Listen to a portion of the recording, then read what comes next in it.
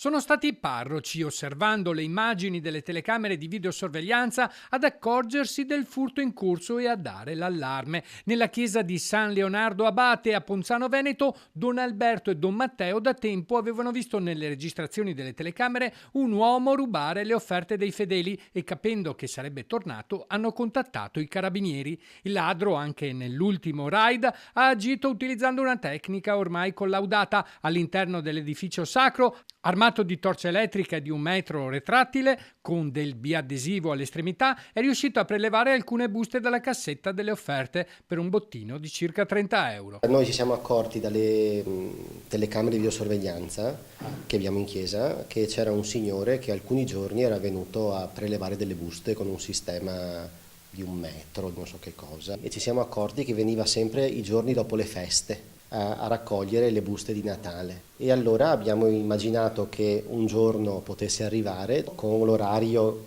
a cui si era sempre presentato, verso l'ora di pranzo, e allora noi dalle telecamere abbiamo visto che entrava. Abbiamo chiamato i carabinieri subito, i carabinieri sono arrivati. I carabinieri sono intervenuti in pochi minuti e hanno fermato l'uomo all'uscita dalla chiesa. Si tratta di un 49enne di origine marocchina residente a Villorba, denunciato per furto. Dagli accertamenti è emerso che l'uomo ha diversi precedenti per furti, rapine e spaccio di sostanze stupefacenti.